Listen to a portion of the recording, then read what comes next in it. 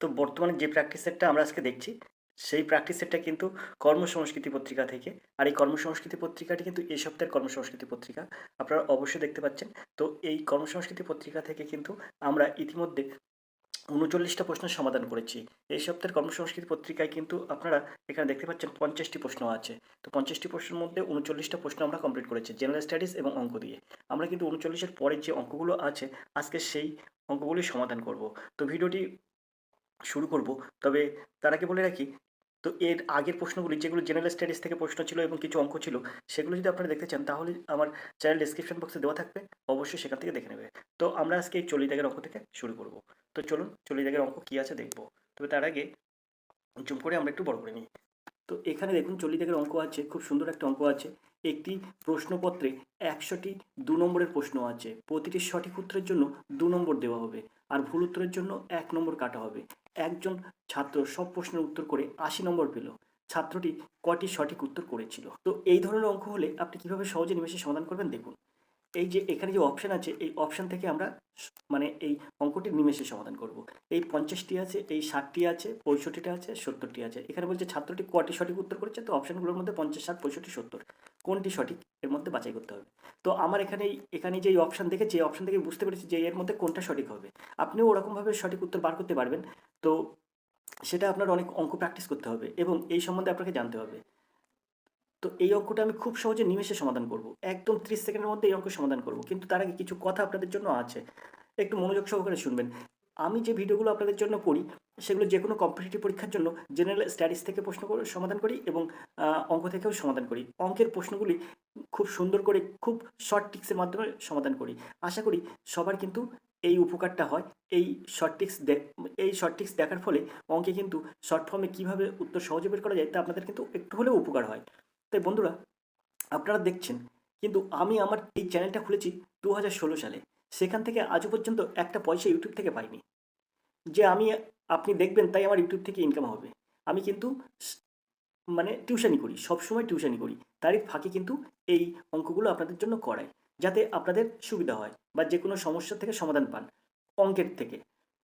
তো আমার কাছে কথা হচ্ছে, আপনি অঙ্ক আপনি আমার ভিডিও দেখছেন, আপনি ভালো করে বুঝবেন, আপনি কিন্তু আমার ভিডিও দেখছেন, আপনি একজন শিক্ষিত ব্যক্তি। আপনি একজন শিক্ষিত এবং চাকরি না পাওয়া পর্যন্ত আপনি বেকার। তো আপনি একজন শিক্ষিত ব্যক্তি, তাহলে আপনি কি করে চুপি, চুপি আমার ভিডিওটি দেখেন? চুপি, চুপি কি করে ভিডিওটি দেখেন? যদি চ্যানেলটি সাবস্ক্রাইব না করেন? আপনাদের কি উচিত? আপনি একজন শিক্ষিত মানুষ। কিন্তু আপনি কি করছেন? চুপি, চুপি ভিডিওটি দেখছেন, অথচ চ্যানেলটি সাবস্ক্রাইব করছেন না। আমি আমার ওয়াইটি স্টুডিও বিশ্লেষণে, আমার চ্যানেলের বিশ্লেষণে যে দেখছি যে 20% স্টুডেন্ট যারা আমার চ্যানেলটি সাবস্ক্রাইব করে দেখছেন। কিন্তু 80% স্টুডেন্ট যারা আমার চ্যানেলটি না সাবস্ক্রাইব করে দেখছেন। তো বলুন তো ওই 80% যে নন সাবস্ক্রাইবাররা যারা দেখছেন তারা কি উপকার পাচ্ছেন না? উপকার কিন্তু পাচ্ছেন। কিন্তু এইটা আপনি করবেন না। চুপি, চুপি ভিডিওটি দেখছেন অথচ চ্যানেলটি সাবস্ক্রাইব করছেন না। এটা কিন্তু করবেন না। কারণ আপনারা শিক্ষিত মানুষ। তাই বেশি কিছু বলব না। আশা করি এই কথার পরে আপনারা অবশ্যই চ্যানেলটি সাবস্ক্রাইব করবেন। আমি কোনো ভিডিওয় চ্যানেলটি সাবস্ক্রাইব করার কথা বলিনি। আপনারা প্লিজ চ্যানেলটি সাবস্ক্রাইব করে রাখবেন। কারণ চ্যানেল সাবস্ক্রাইব করলে নিজের থেকে এটা করতে ভালো লাগে। তো দেখুন, আমরা আজকে এই অঙ্কটা নিমেষে সহজে সমাধান করছি। এই যে অঙ্কটা, এই অঙ্কটাও আপনি দেখার পরে আপনি বলবেন এত সহজ। কিন্তু যদি চুপি, চুপি আপনি দেখেন চ্যানেলটি সাবস্ক্রাইব করছেন না, তাহলে কেমন খারাপ লাগে? তো আশা করি এরপরে আপনি চ্যানেলটি সাবস্ক্রাইব করবেন। চুপি, চুপি দেখবেন না। বারবার করে আপনাদের বলছি অঙ্ক প্র্যাকটিস করুন। অঙ্কে দেখবেন যে আপনি যে কোনো কম্পিটিটিভ পরীক্ষা দিচ্ছেন, তার জন্য আপনি একটা প্রস্তুতি নিয়ে যাচ্ছেন। আপনি দেখবেন ওখানে বেশিরভাগ অঙ্ক আপনার হচ্ছে। কিছু, কিছু অঙ্ক আপনার হচ্ছে না। তখন আর কিছু না, অপশান থেকে আপনি সমাধান করবেন। দেখবেন অঙ্ক সমাধান হয়ে যাবে। তো এই অঙ্কটা আমি সহজে নিমেষে সমাধান করছি। দেখুন এর অপশানে আছে 50টি। তো আমি এর অপশান দিচ্ছি, এর অপশান লিখছি, 50টি আছে। তো আপনি মনে করুন সঠিক উত্তর, এখানে বলছেন ছাত্রটি সঠিক উত্তর কটি দিয়েছে? তো আপনি মনে করুন সঠিক উত্তর দিয়েছেন 50টি। এখন সঠিক উত্তর 50টি দিলে আপনার প্রত্যেকটা প্রশ্নের জন্য 2 নম্বর হয় সঠিক উত্তর দিলে। তো আপনি পাচ্ছেন কত? 50 দিনেও 100 নম্বর পাচ্ছেন। সঠিক উত্তর দিয়েছেন তাই আপনি 100 নম্বর পাচ্ছেন। কিন্তু এখানে বলছে, উম এখানে দুটো পয়েন্ট বলছে। এখানে বলছে দেখুন, বলছে যে একজন ছাত্র সব প্রশ্নের উত্তর দিয়েছে, অর্থাৎ 100টি প্রশ্নেরই উত্তর দিয়েছে। কিন্তু পেয়েছে কত? 80 নম্বর। কিন্তু আপনি এখানে বলছেন আমি সঠিক উত্তর দিয়েছি 50টি। তাহলে আপনি যদি সব প্রশ্নের উত্তর দেন তাহলে আর 50টির উত্তর দিতে পারেননি। সেটা ভুল করেছেন। তো ভুল করলে কত নম্বর কাটা যাবে? ভুল করলে কিন্তু 1 নম্বর করে কাটা যাবে। তো আপনি যেহেতু 50টি সঠিক করেছেন আর 50টি ভুল করেছেন, তাহলে আপনার এখান থেকে 1 নম্বর করে কাটা গেলে প্রত্যেকটাই 50টি প্রশ্নে 50 নম্বর কাটা যাবে। তো এখান থেকে 50 একে 50, আপনার 50 নম্বর কাটা যাবে। 50টি ঠিক উত্তরের জন্য হয়েছে 100, তার থেকে আপনার 50 কেটে গেল, তাহলে থাকবে কত? আর 50 থাকবে। কিন্তু আপনার এখানে রাখতে হবে কত? 80। তাহলে আমার এর দাগটা কিন্তু হবে না, আমি এটা ক্রস করে দেবো। এবার বিদ্যাকটা দেখবো, বিদ্যাকটা পরে দেখছি। সিদ্ধাগে আসি, আমি সিদ্ধাকটা দেখছি। সিদ্ধাগে আছে কি, আমি বিদ্যাকটা পরে করছি। সিদ্ধাগে আছে 65টি, তো আমি 65টা প্রশ্নের সঠিক উত্তর দিয়েছি। তো আমি মনে করছি 65টা প্রশ্নের সঠিক উত্তর দিয়েছি, তাহলে 2 করে হলে কত? 130। কিন্তু 65টা যখন সঠিক উত্তর করেছি, তাহলে আর 35টা প্রশ্নের সঠিক উত্তর করতে পারিনি। তো 35টার জন্য 35টা ভুল গেছে, কারণ আমার সব প্রশ্নের উত্তর দিয়েছি, তা 35টা সঠিক উত্তর করতে পারিনি, তা 35টা ভুল গেছে, তার জন্য 1 নম্বর করে কাটবে, তাই 35টা প্রশ্নে 35 নম্বর কাটবে। তো 130 থেকে 35 বিয়োগ করে দেবো, সেই ক্ষেত্রে কত থাকবে? তো এখানে থাকবে কিন্তু বিয়োগ করলে থাকবে 95। তো দেখুন, এখানে সির অপশানে যদি 65টা হয়, তার থেকে পাচ্ছি 95, আর এখানে 50টি অপশান থেকে পাচ্ছি 50। তো আমার কিন্তু 80 হচ্ছে না, 50 এবং 95-এর মাঝখানে কিন্তু 80। তাই কিন্তু আমি এখানে 50 আর 60 65 দেখা হয়ে গেল, কিন্তু এখানে 70 আছে, তাই 70টা মোটেও হবে না, কারণ এখানে 65 দিয়ে 80 নাম্বার থাকছে, 95 বেশি হচ্ছে। তাই আমরা কি করব, এই বির অপশানটা এর সঠিক উত্তর প্রমাণ করব। কি করে প্রমাণ করব দেখুন, এই বি অপশানে আছে কত? 60, তো আমি 60 দিলাম, গুণ 2, কারণ কি 60টি সঠিক উত্তর দিয়েছি, তাই প্রত্যেকটাই 2 নম্বর করে পেয়েছি, তা পেলাম কত? 120। এখন 60টি যদি সঠিক উত্তর দেই, তাহলে ভুল করেছি কটা? 40টি। তো 40টি ভুল করলে কত নম্বর যাবে আমার ওখান থেকে? 40 একে 40, কারণ ভুল প্রত্যেকটা ভুলের জন্য 1 নম্বর করে কাটা যাবে, তো 40 একে 40 কাটা যাবে। তো আমি 40 বিয়োগ করে দেবো, দিলে আমার কত থাকবে? 80। তো 100টা প্রশ্নের উত্তর করে আমি কত পেয়েছি? 80। তো দেখুন, সেটাই আমার এখানে উত্তর চেয়েছে, 80। তাই আমি বলতে পারি বিদ্যাকটা সঠিক উত্তর। আশা করি অঙ্কটা ক্লিয়ার। তো এরকম সহজ ট্রিক্সে অঙ্ক করতে চ্যানেলটি অবশ্যই সাবস্ক্রাইব করে রাখবেন। আর একটা কথা বলে রাখি, এই যে আপনার একটা উপায় বার করে দিলাম, তো এরকম উপায় কিন্তু যে কোনো যে অঙ্কগুলো আপনার হবে না, সেই অঙ্কগুলো কিন্তু আপনি এরকম পদ্ধতি খাটাতে পারেন। তো আশা করি অঙ্কটা আপনারা বুঝতে পেরেছেন। চলে যাবো আমরা 41 দাগের এই প্রশ্নে। তো দেখবো আমরা 41 দাগের এই প্রশ্নটি। তো 41 দাগের প্রশ্ন আছে, দেখুন, স্রোতের অনুকূলে কোনো দূরত্ব যেতে যে সময় লাগে, স্রোতের প্রতিকূলে সেই একই দূরত্ব যেতে দ্বিগুণ সময় লাগে। জলের বেগ এবং নৌকার বেগ কত? তো জলের বেগ এবং নৌকার বেগের অনুপাত কত? তো এই অঙ্কটা কীভাবে সহজে সমাধান করবো দেখুন। এই যে অঙ্ক আছে নৌকার বেগ, এই মানে আপনি যখন অনুকূলে যাবেন, তখন আপনার অনুকূলের সূত্র কি? অনুকূলের সূত্র হচ্ছে নৌকার গতি যোগ স্রোতের গতি। আর যখন আপনি ফিরবেন, অর্থাৎ প্রতিকূলে আসবেন, তখন কি হবে? নৌকার বেগ বিয়োগ স্রোতের বেগ। তো আমি এই নৌকার বেগটাকে আমি এক্স ধরছি, আর স্রোতের বেগটাকে ওয়াই ধরছি। স্রোত অর্থাৎ জলের বেগটাকে আমি ওয়াই ধরছি। তো যদি আমি এটাকে এক্স ধরি আর এটাকে ওয়াই ধরি, তাহলে আমার সূত্রটা কি আসবে? সূত্রটা আসবে কিন্তু, যখন যাব তখন কি হবে? নৌকার বেগ যোগ স্রোতের বেগ, এক্স যোগ ওয়াই। আর যখন ফিরে আসবো তখন কি হবে? নৌকার বেগ বিয়োগ স্রোতের বেগ। নৌকার বেগ কত? এক্স মাইনাস ওয়াই, নৌকার বেগ বিয়োগ স্রোতের বেগ। যেতে আসতে কি হচ্ছে? সময় কত যাচ্ছে? এর লাগছে 1 ঘন্টা, আর তার দ্বিগুণ সময় লাগছে এইটা, তাহলে গুণ 2। তো এবার আমরা এটাকে ক্যালকুলেশন করলে কি পাবো? এক্স প্লাস ওয়াই সমান সমান 2x মাইনাস 2y। এখন এটার থেকে আমরা কি পাবো? এখান থেকে আমরা পাবো এই এক্স মাইনাস 2x সমান সমান মাইনাস 2y, আর এদিকে মাইনাস ওয়াই। তো এখানে থাকছে মাইনাস এক্স সমান সমান মাইনাস 3y। তো এখান থেকে যদি আমরা ক্যালকুলেশন করি, এটা কেটে যায়, তাহলে আমরা বলতে পারি এক্স ইস টু ওয়াই সমান সমান 3:1, অর্থাৎ এক্স ইস টু ওয়াই 3:1। তো সেই ক্ষেত্রে কিন্তু নৌকার বেগ ইস টু জলের বেগ হচ্ছে। এখানে কিন্তু বলছে জলের বেগ এবং নৌকার বেগ কত। এটা উল্টে গেলে, অর্থাৎ জলটা আগে নিয়ে আসলে ওয়াইটা আগে নিয়ে আসবো, ওয়াই ইস টু এক্স সমান সমান 1:3। তো এর সঠিক উত্তর হবে কিন্তু সিদ্ধা 1:3। আশা করি অঙ্কটা আপনারা বুঝতে পেরেছেন। আমরা চলে যাবো পরের প্রশ্নে। পরের প্রশ্ন দেখবো কি আছে, তার জন্য প্রশ্নটা আমরা একটু উপরের দিকে তুলছি। তো প্রশ্ন যেটা দেখবো সেটা হচ্ছে 42 দাগের প্রশ্ন। দেখুন প্রশ্নটা কত সুন্দর একটা প্রশ্ন আছে। কোনো সমবায় কৃষি খামারে তার 35 বিঘা জমি 4:3 অনুপাতে ভাগ করে ধান ও পাট চাষ করেছে। প্রতি বিঘায় ধান থেকে 2500 টাকা পাওয়া লাভের অনুপাত কত? প্রতি বিঘায় ধান থেকে 2500 টাকা পাওয়া লাভের অনুপাত কত? তো 35 বিঘা জমি আছে, এখানে 35 বিঘা জমি, এর থেকে ধান আর পাটের জন্য কি করে? তো 35 বিঘা জমির থেকে ধান করে কতটা? ধান, তা আনুপাতিক ভাগার দিয়ে গুণ করবো। তো 4/4 আর 3 যোগ করলে হয়ে যায় 7। ধানের জন্য কিন্তু 4/7 দিয়ে 35 গুণ করতে হবে। তো 5 × 7 = 35 সমান সমান 20 বিঘা জমির ধান, কিন্তু 20 বিঘা জমির ধান। আর 35কে কী করবো, আবার 3-এর সাথে দ্বিগুণ করবো, 3-এর সাথে আনুপাতিক ভাগার দ্বিগুণ করবো। তো 3 5 15 বিঘা কী হচ্ছে এটা, 15 বিঘা কিন্তু আপনার পাট হচ্ছে, পাট 15 বিঘা। এখন বলছে ধান থেকে পাওয়া, প্রতি বিঘায় ধান থেকে পেয়েছে কত, এখানে বলছে প্রতি বিঘায় ধান থেকে পেয়েছে কত 2500 টাকা, পাওয়া লাভের অনুপাত কত।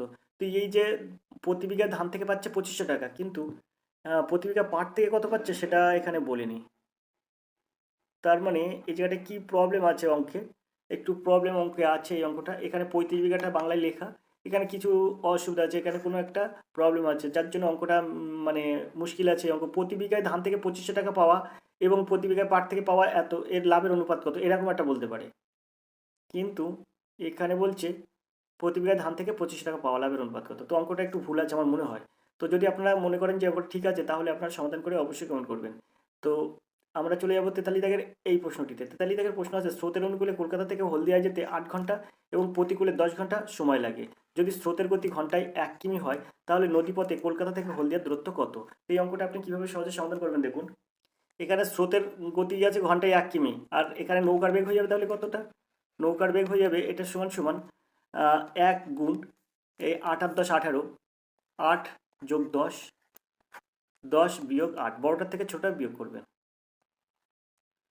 তো এখান থেকে ক্যালকুলেশন করলে 8 আর 10 18, এখানে 1 আছে তো 18/2 হবে, সেই ক্ষেত্রে 9 কিমি পার ঘন্টা।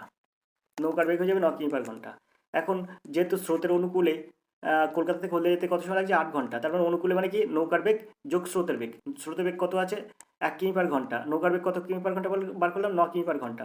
তাহলে মোট স্রোতের বেগ কত হচ্ছে, তাহলে অনুকূলের বেগ কত হচ্ছে, তাহলে অনুকূলের বেগ হচ্ছে কিন্তু অনুকূলে বেগ হচ্ছে এই 9 কিমি আর এই জায়গায় 1 কিমি সমান 10 কিমি পার ঘন্টা কিন্তু অনুকূলের বেগ। এখন যেহেতু অনুকূলের বেগ 10 কিমি পার ঘন্টা, তো এখানে বলছে স্রোতের অনুকূলে হলদিয়া থেকে কলকাতা থেকে হলদিয়া যেতে 8 ঘন্টা সময় লাগে। তো 1 ঘন্টা যায় 10 কিমি, তাহলে 8 কিমি যায় 8 ঘন্টায় কত যাবে, তো 8 ঘন্টায় যাবে কিন্তু 10 গুণ 8 সমান সমান 80 কিমি। 8 ঘন্টায় যাবে 80 কিমি, অর্থাৎ সিদ্ধাক হবে সঠিক উত্তর। আশা করি অঙ্কটা আপনারা বুঝতে পেরেছেন। চলে যাবো আমরা 44 দাগের এই প্রশ্নটিতে, তার জন্য প্রশ্নটা একটু উপর দিকে তুলব। 44 দাগের একটা প্রশ্ন আছে, দেখুন কত সুন্দর একটা প্রশ্ন। এখানে প্রশ্ন আছে এক মাঝ স্রোতের বিপরীতে 1 ঘন্টায় 2 কিমি যায়, স্রোতের অনুকূলে 10 মিনিটে 1 কিমি যায়, স্থির জলে 5 কিমি যেতে ওই মাঝির কত সময় লাগবে। তো এই অঙ্কটা খুব সুন্দর অঙ্ক, এবং এখানে অপশান থেকে বোঝা যাচ্ছে যে এর উত্তর হবে সিদ্ধাক, কিন্তু সেটা আমরা করে দেখবো কি হবে। তো এর জন্য আমরা অঙ্ক কী করব, এখানে বলছে এক মাঝি স্রোতের বিপরীতে ঘন্টায় 2 কিমি যায়, অর্থাৎ প্রতিকূলের বেগ কী হচ্ছে, প্রতিকূলের বেগ কিন্তু আপনার 2 কিমি পার ঘন্টা। আর এখানে অনুকূলের বেগ কত, অনুকূলের বেগ কিন্তু আপনার যেতক্ষণ বল 10 মিনিটে যায় 1 কিমি, তাহলে 60 মিনিটে যায় কতটা 6 কিমি, তো 6 কিমি পার ঘন্টা, এটা কিন্তু অনুকূলের বেগ। তো বলছে স্থির জলে 5 কিমি যেতে ওই মাঝির কত সময় লাগবে। তো স্থির জলে নৌকার গতিবেগটা আমরা বার করব। তো স্থির জলে নৌকার গতিবেগ বার করার সূত্র কি, স্থির জলে নৌকার বেগটা আমরা বার করব। স্থির জলে নৌকার বেগ সমান সমান এই যে 6 যোগ 2, অর্থাৎ অনুকূল যোগ প্রতিকূল বাই 2 সমান সমান 6 আর 2 8 বাই 2 সমান সমান 4 কিমি পার ঘন্টা। এটা স্থির জলে নৌকার বেগ কত হলো 4 কিমি পার ঘন্টা। এখন বলছে স্থির জলে 5 কিমি যেতে কত সময় লাগবে। তো 4 কিমি যেতে সময় লাগে কত ঘন্টা, 4 কিমি যায় 1 ঘন্টায়, তাহলে 1 কিমি যায় ক ঘন্টায়, 1/4 ঘন্টায়। আর 5 কিমি যাবে কত ঘন্টায়, তো 5 কিমি যাবে 5/4 ঘন্টায়, কার 5টা উপরে চলে যাবে। তো 5/4 ঘন্টা মানে 1 ঘন্টা 15 মিনিট হবে এর থেকে উত্তর। তো এর সঠিক উত্তর হবে কিন্তু সিদ্ধার্থ 1 ঘন্টা 15 মিনিট। এখানে 60 দিয়ে গুণ করে দেবেন, দিলে 4 × 60 5 × 75 মিনিট হবে, 75 মিনিট সমান 1 ঘন্টা 15 মিনিট। তো আমরা চলে যাবো 45 দাগের এই অঙ্কটিতে। তো যে অঙ্কটি এবার আমরা করবো সেটা হচ্ছে 45 দাগের এই অঙ্কটি। দেখুন অঙ্ক আছে, স্রোতের অনুকূলে ক খ নৌকা দুটির গতিবেগ যথাক্রমে ঘন্টায় 9 কিমি ও 8 কিমি, স্রোতের প্রতিকূলে ক এর গতিবেগ ঘন্টায় 7 কিমি হলে স্থির জলে 112 কিমি পথ যেতে কোন নৌকার কত বেশি সময় লাগে। তো দেখুন এখানে কোন নৌকার কত বেশি সময় লাগে, এখানে 112 কিমি যেতে, কিন্তু এখানে প্রতিকূলের মানে স্রোতের অনুকূলে 9 কিমি পার ঘন্টা এবং 8 কিমি পার ঘন্টা ক এবং ক্ষয়ের গতিবেগ দেওয়া আছে, কিন্তু প্রতিকূলের গতিবেগে একটা দেওয়া আছে, কয়ের দেওয়া আছে, ক্ষয়ের দেওয়া নেই। তো এই জায়গাটা একটু ভুল করে গেছে, এখানে কয়ের গতিবেগ ঘন্টায় 7 কিমি আছে কিন্তু ক্ষয়ের গতিবেগটা নেই, প্রতিকূলে কয়ের গতিবেগ 7 কিমি পার ঘন্টা আছে কিন্তু প্রতিকূলে ক্ষয়ের গতিবেগটা নেই। তো প্রতিকূলে ক্ষয়ের গতিবেগ হবে কিন্তু ক্ষয়ের গতিবেগ 6 কিমি পার ঘন্টা। ক্ষয়ের গতিবেগ 6 কিমি পার ঘন্টা হলে স্থির জলে 112 কিমি পথ যেতে কোন নৌকার কত বেশি সময় লাগে? তো এই অঙ্কটি খুব সহজে নিমেষে সমাধান করব। দেখুন এই অঙ্কটা আমরা এখান থেকে অঙ্কগুলো মুছে দেবো। মুছে দেওয়ার পরে আমরা অঙ্ক করব। কত সুন্দরভাবে অঙ্ক সহজে নিমেষে সমাধান হয়ে যায় দেখুন, দেখতে থাকুন। তো আমরা মুছে নেওয়ার পরে এবার চলে এসেছি অঙ্কে। এখানে ভালো করে বুঝবেন। এখানে বলছে স্থির জলে, প্রশ্ন আছে স্থির জলে 112 কিমি পথ যেতে কোন নৌকার কত সময় লাগে। তো আমি এখন কি করব, ক নৌকার ক্ষেত্রে দেখব। ক নৌকার ক্ষেত্রে স্থির জলে নৌকার বেগ, স্থির জলে ক নৌকার বেগ হবে কি হবে? তো এখানে স্রোতের অনুকূলে যাচ্ছে কত, 9 কিমি পার ঘন্টা, আর প্রতিকূলে কয়ের গতিবেগ কত, ঘন্টায় 7 কিমি, তা 9 আর 7 যোগ হয়ে যাবে। স্থির জলে নৌকার বেগ অনুকূলের বেগ যোগ প্রতিকূলের বেগ, অনুকূলের বেগ যোগ প্রতিকূলের বেগ বাই 2, তো সমান সমান 16/2 সমান সমান 8 কিমি পার ঘন্টা। এটা কিন্তু কর ক্ষেত্রে স্থির জলে নৌকার বেগ হবে 8 কিমি পার ঘন্টা। ক্ষয়ের ক্ষেত্রে কি হবে? ক্ষয়ের ক্ষেত্রে কিন্তু স্থির জলে নৌকার বেগ কত হবে? ক্ষয়ের ক্ষেত্রে স্থির জলে নৌকার বেগ হবে, স্থির জলে নৌকার বেগ, ক্ষয়ের ক্ষেত্রে স্থির জলে নৌকার বেগ কত হবে? এর স্রোতের অনুকূলে যাচ্ছে কতটা, 8 কিমি পার ঘন্টা, আর প্রতিকূলে যাচ্ছে, আর প্রতিকূলের ক্ষয়ের গতিবেগ কত, 6 কিমি পার ঘন্টা। তার মানে এই দুটো যোগ হবে, অনুকূল যোগ প্রতিকূল, 8 যোগ 6/2 সমান সমান 14/2 সমান সমান 7 কিমি পার ঘন্টা। এখন দেখুন ভালো করে, স্থির জলে নৌকার বেগ হচ্ছে 8 কিমি পার ঘন্টা ক্ষয়ের ক্ষেত্রে, আর কয়ের ক্ষেত্রে হচ্ছে 8 কিমি পার ঘন্টা স্থির জলে নৌকার বেগ, আর ক্ষয়ের ক্ষেত্রে স্থির জলে নৌকার বেগ হচ্ছে 7 কিমি পার ঘন্টা। এখন 112 কিমি যেতে হবে। তো 112 কিমি যেতে কয়ের কত সময় লাগবে? তো এখানে স্থির জলের নৌকার বেগ 8 কিমি পার ঘন্টায়, অর্থাৎ 1 ঘন্টায় যাচ্ছে 8 কিমি পথ, 8 কিমি পথ যাচ্ছে 1 ঘন্টায়, 112 কিমি পথ যাচ্ছে কত ঘন্টায়? তো 112কে কী করবেন আপনি, 8 দিয়ে ভাগ করবেন। তো ভাগ করলে কত হবে? তো 8 একে 8 আর 3 দাও 11, 32 হয় 4 32 অর্থাৎ 14। তো এর লাগছে কত, 14 ঘন্টা। আর ক্ষয়ের লাগবে কত? ওই 112কে আপনি কি করবেন, ভাগ করবেন কত দিয়ে, 7 দিয়ে। তো একে 7 দিয়ে ভাগ করলে এটা হয়ে যাবে 16, 7 × 112, তো সমান সমান 16 ঘন্টা।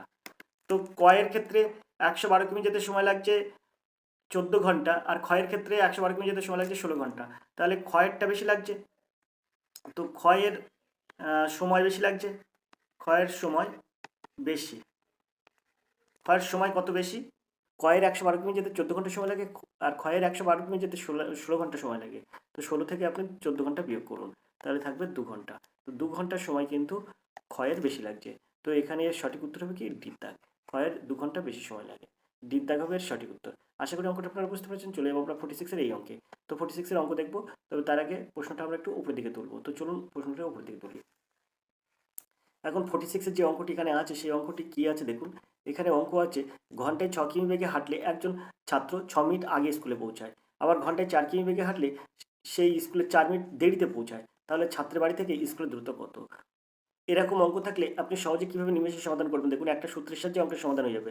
এই যে 6 কিমি বেগে হাঁটছে ঘন্টায়, তো গতিবেগের গুণফল, গতিবেগের গুণফল, আমি শুধু গতিবেগের গুণফল দিলাম, বাই গতিবেগের পার্থক্য, গতি পার্থক্য ইন্টু সময়ের সমষ্টি, সময়ের সমষ্টি।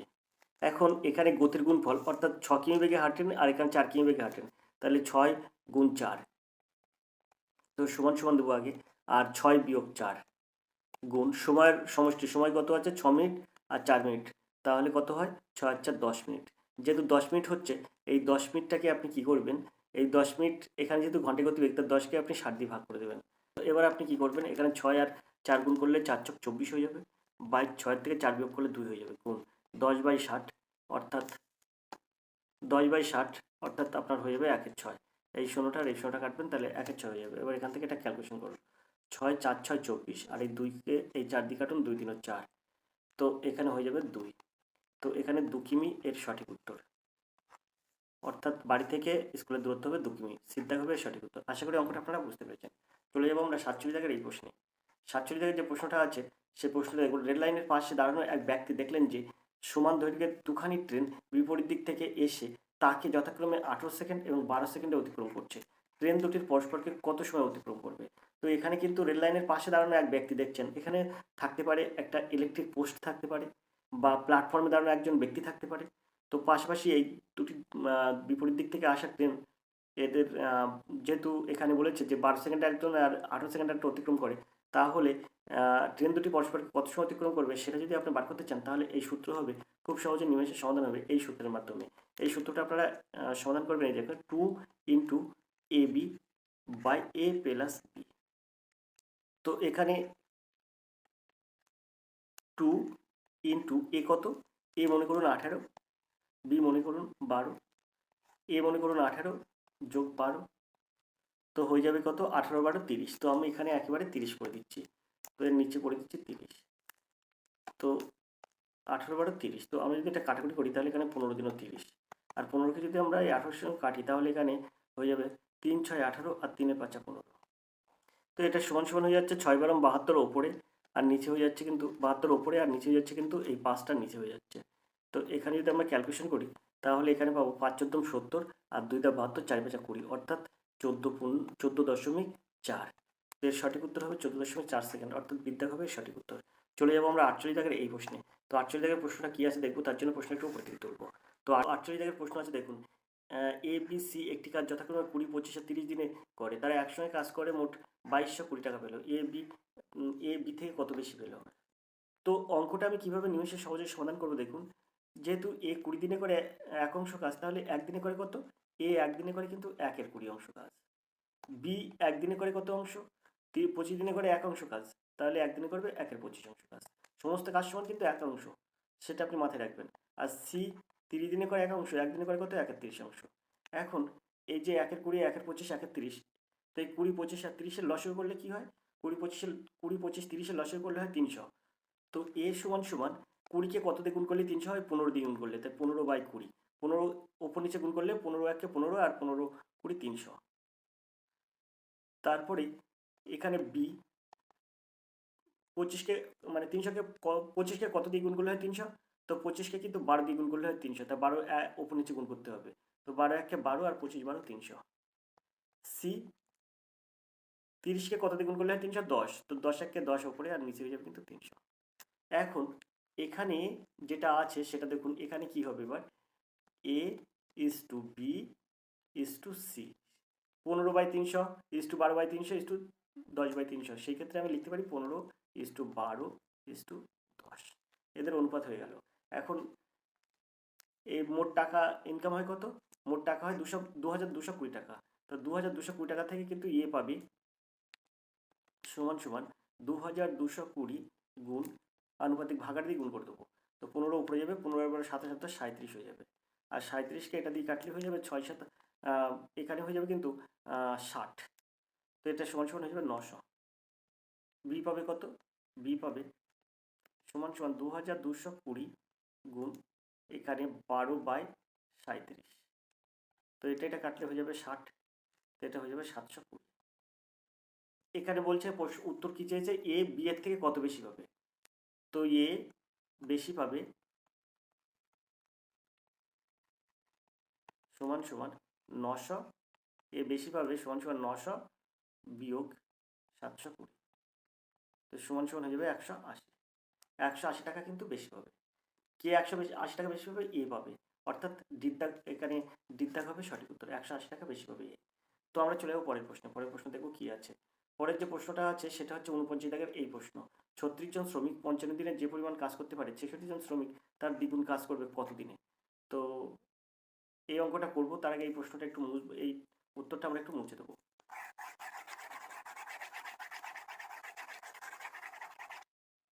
এখন এখানে পরিষ্কার বলা আছে দেখুন, 36 জন শ্রমিকের 55 দিনে যে পরিমাণ কাজ করতে পারে 66 জন শ্রমিক দ্বিগুণ কাজ করবে কত দিনে। তো আমি মনে করি সমস্ত কাজ সমান 1 অংশ, তো 36 দিনে যদি সে 1 অংশ কাজ করে তাহলে দ্বিগুণ কাজ মানে 2 অংশ কাজ করবে কত দিনে। 36 জন শ্রমিক 1 অংশ কাজ করে কত দিনে, 55 দিনে। তো আমরা এখানে ম্যান ধরবো কত, M1 এটা, আর D1 এটা, আর W1 এটা, তাহলে M2 কত হবে, M2 সমান সমান হয়ে যাবে 66, W2 হয়ে যাবে দ্বিগুণ কাজ মানে 1-এর ডবল 2, তাহলে 2, আর D2টা আমার বার করতে হবে, D2টা আমার বার করতে হবে। তো আমরা সূত্র জানি কি, M1 D1 বাই W1, অর্থাৎ 36 গুণ 55/W1 মানে 1। W1 এর মানে 1, তাই দিয়ে দিলাম। এবার এটা সমান সমান কী হবে, W2 কত, W2 আছে 66,